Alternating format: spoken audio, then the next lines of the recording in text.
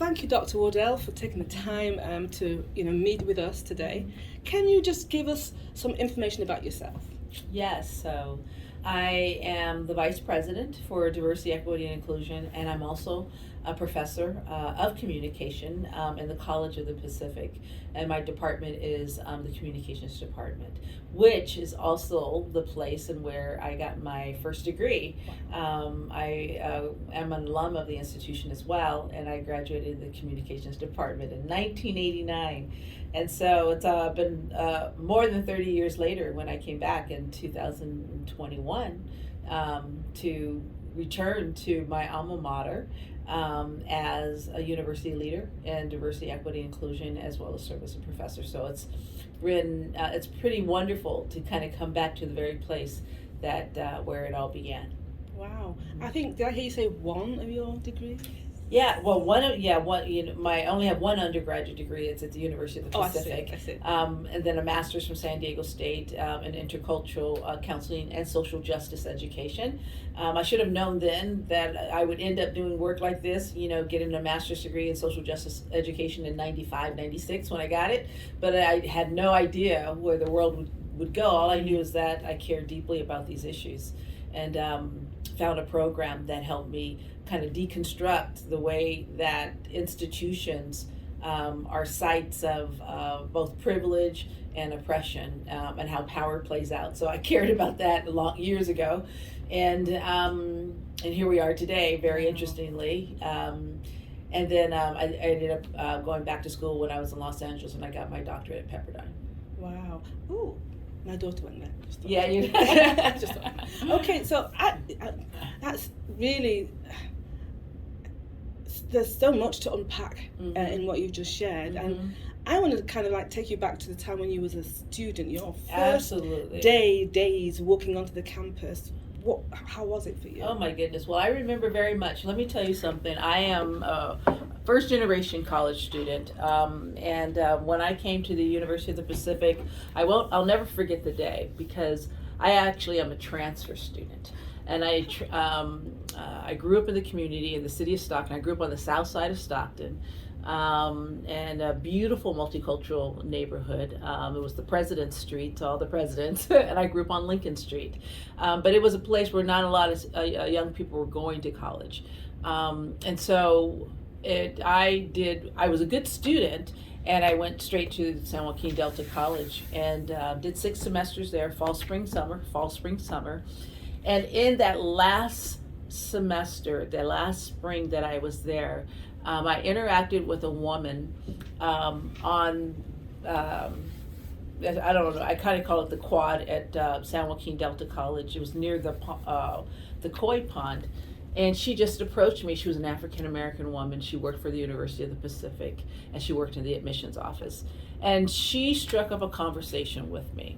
Her name just happened to be Mary as well. I'll never forget it. And she was real sharp. She had a small fro, and she had these beautiful boots. And she just said, "Will you promise me that you'll come to the university and meet me, because I want to introduce you to some people?" And I told her I promised that I would come. Now, I had grown up in the city of Stockton. I had to pass up the University of the Pacific every day on the city bus, in order to get to San Joaquin Delta College, and I had never stepped foot on this campus.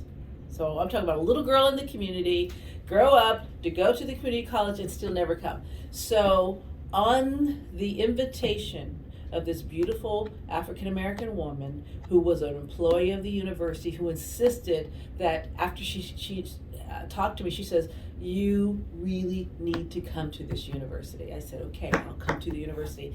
And I remember getting off the bus right here in front, the same bus stop, and I remember walking up walking to Burns Tower, and then I just walked up to Knowles Hall, because Knowles Hall was where the admissions office was, and that's where the address was.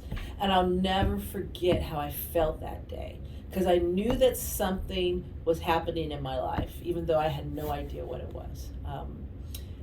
It was exciting, it was scary, it was kind of lonely, but I did find her, and she did introduce me to people. We went to another part of the campus, which was way out in the cuts of campus, where the community involvement program was. But that program, the CIP program, is where I went, and I completed my application through them, and I ended up in that August, just 2 months later, I was in classes. Wow, that's amazing. So anyways, so the University of the Pacific is incredibly important place to me. My body felt different when I was on this campus. I mean, I literally, there was a visceral reaction that I felt walking up that pathway through Knowles Lawn. And part of it was because I think in the environments and spaces matter. You know, a space will tell you if you belong, and if not, or if so, how you belong. And all I knew was that I was entering a place that I had never entered before, that I hadn't had that type of access, and my body was telling me that. And the reason why I know that, because I felt the same thing when I walked back on this campus after I had accepted the job, because we had to do all the interviews through Zoom. And I walked back up, and I remember coming to work, and I was like, I almost feel like the same way I did 30 plus years ago. But I'm coming back in a whole different, context. I've learned a whole lot. I understand how institutions work. I'm a leader of them, and here I am today. So, anyways, that just gives you a little bit of storytelling about the way that this space impacted me fundamentally as a little girl that grew up on the south side of Stockton, who had never walked on a campus until a Black woman had invited and insisted and urged me to come. So then, once you applied and you became a student, what changed, if anything? Mm-hmm.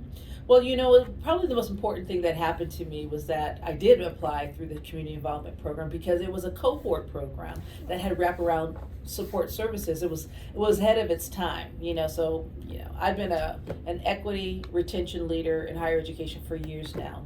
The community involvement program has all the pieces that the literature says about how do you go about helping a student be successful. It was cohort based. Had academic support. There was a tuition, scholarship piece. You had a place to go, in between classes where you can find your people. There were people that looked like me in the program. So it just had all the elements, and it had the social academic support. So I didn't know it, but I didn't really, I was like in a model program. And later on as a leader, I would identify like, oh my gosh, the program that I was in higher education is what needs to happen over and over again. In order, if you want to choose a color to be successful, every program should be modeled like that. But anyways, so I had a home base. And it's really important that I tell you about this home base, because outside that home base, I did not feel like I fit in at Pacific, to be honest with you. Actually, I had two home base. I had the community involvement was my home base, with all those support, wraparound services and relationships that I had. But then I identified and I found Black students also who were not from the city or area of Stockton, but they were from San Francisco, they're from Oakland, they were from Vallejo, they were from Richmond, they were from Los Angeles, they were from Riverside, they were from San Diego, they were from Sacramento. A large contingent of African American students from the West Coast was here at the time that I was here in the 80s. We found each other and we built community together. And that was a great way for me to see that there was a lot of different ways to be Black. That was my first introduction, that there was more ways to be Black and still be Black. Yes. By being with all those young people from other places and spaces, urban, suburban, less rural. I may have been the one from the most rural background, for the most part, with much more, folks from more urban areas. And I got a chance to get to understand people that came from middle class African American families, or people that were not the first generation. They were like the second or third generation, and just to interact with those type of, and make friends with those type of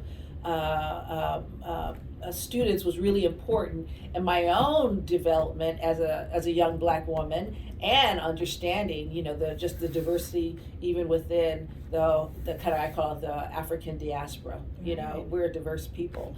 But then again, it wasn't just a Black, you know, I know that, you know, we're focusing on the Black student experience, but there was a strong Latinx, particularly Mexican American presence on campus. And I probably was very much aware of it because where I had grown up in the city, south side of Stockton.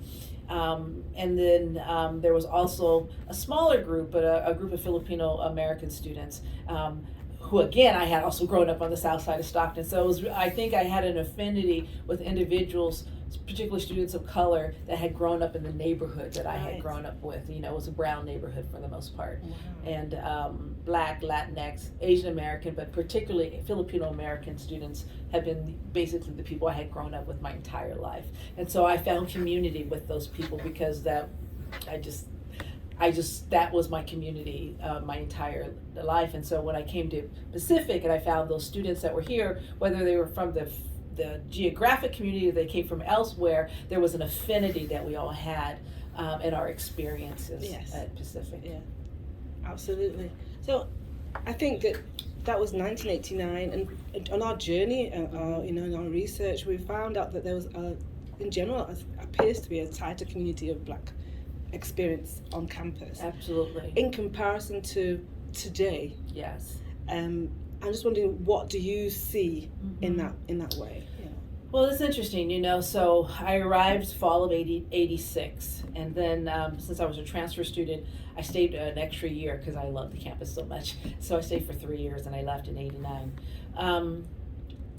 We called ourselves the Pan-African Student Alliance, and Pan-African because, you know, recognizing the kind of diaspora of the Black student experience. And so at the time that I was here, it was very important to, you know, we were learning about the Pan-African, you know, presence in the United States, and how, you know, and just even that alone was a learning process for me. Being a kid from South Stockton and being a part of a Pan-African group was very cool. But the experience had a lot to do with what I call critical mass. There was a critical mass of African Americans attending the university, particularly in the 80s, which was when I was here, that I think I did not always stay in very good contact with the institution. My primary relationship was through the community involvement program. But as I saw a decline in the enrollment of African Americans over the years, or the